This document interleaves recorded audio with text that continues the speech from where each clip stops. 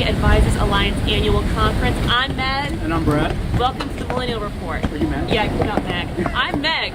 This is Brad. Welcome to Millennial Report. So, and I'll try not to say your name. This is Alex Assaley here with us from Bethesda, Maryland. So another East Coaster. That's right. Yeah. Coming out here to Arizona with us, and he is from AFS 401k Retirement Services.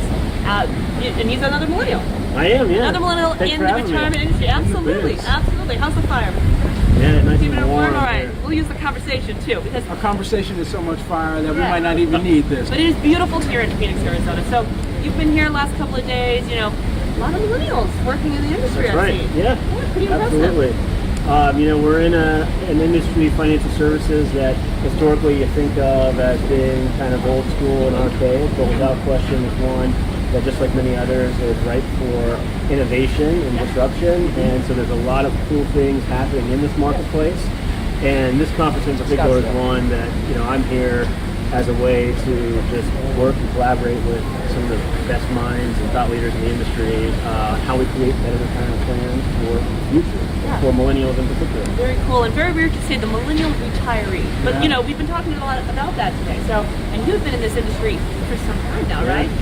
You said 10 years. A little over 10 years, yeah. Wow, 10 years of experience. So you've seen kind of the millennial investor and millennial retiree change over time, right? There's been shifts even within the last 10 years, of course. Absolutely. You know, I think in particular, one of the things that we talk about a lot with our clients and employees at different companies and organizations is not so much thinking about it in terms of retirement, but in terms of your financial future. How do you make the best decisions for your financial future? Because I think, you know, without question, if you ask somebody who is 30 or 25 years old, what do you want to do when you retire? I mean, you know, you're thinking about what you're going to do next weekend, and maybe a little more seriously, you're thinking about what are the next 3 to 5 years of my life going to look like? How do I set myself up to do all the things that I want to do?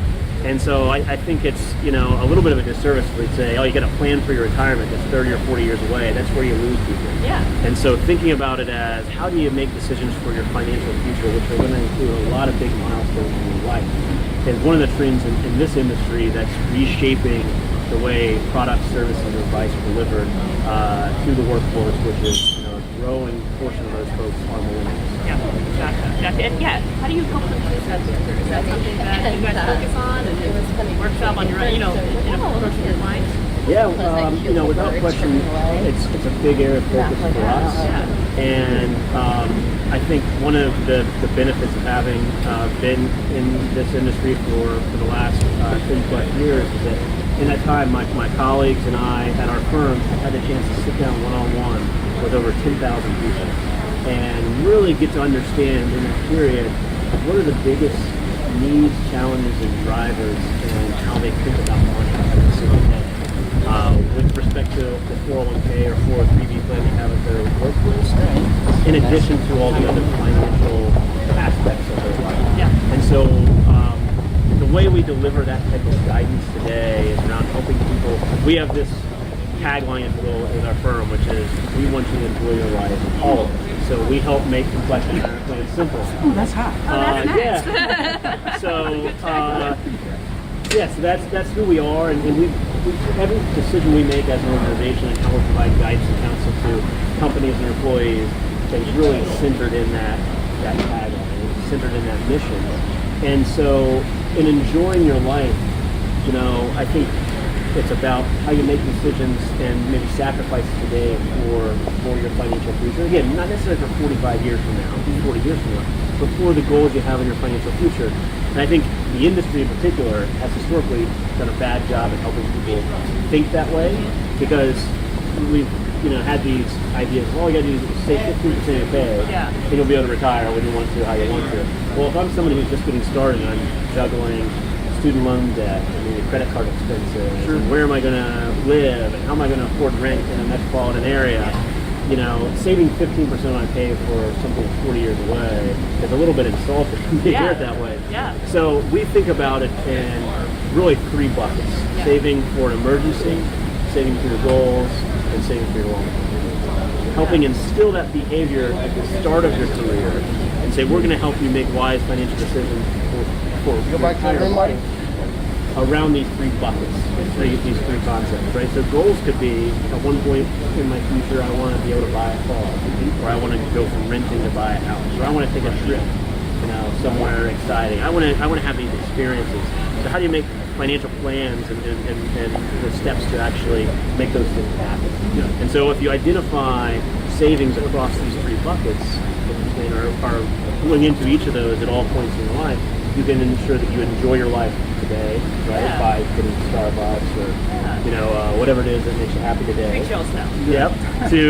To tomorrow when you take that trip, or you start a family to buy a house. To also your long-term planning. So you guys prioritize the good stuff. That's right. Yeah. Essentially. And so in that, because with this particular audience too, we've seen those milestones get bumped further and further back, and a lot of it is because of student loans that are mounting up. So when you talk to this audience and knowing that background about where they're coming from with this debt that they're trying to overcome, but they still want to buy that house, they still want to have a family, they still want to get the cars, and we're getting married at a later time in our life too. I know. I wish. Still tendering.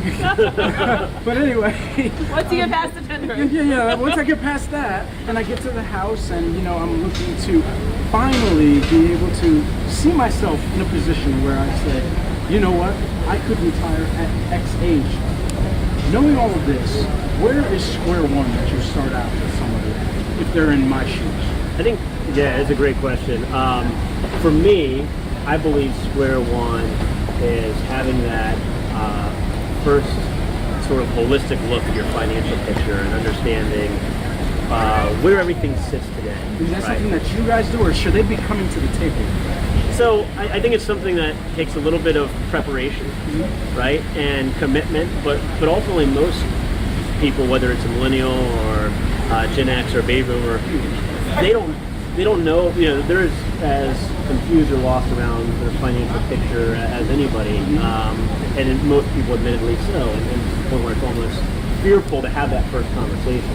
So in our firm, we've created a financial wellness platform called Millennial, which helps spur that conversation, help provide some of that financial literacy, to get basic ideas and strategies to start having that conversation. You can come to the table with the first look at the financial picture, and then from there be able to navigate what are the different priorities. Because for some people, perhaps paying off the student loans quicker may be a priority over putting more money into your 401k or putting a higher amount of each paycheck into a savings account for emergencies. But again, I still think you have to do all three of those, and even this goal-based part, in varying amounts at all times to set that behavior.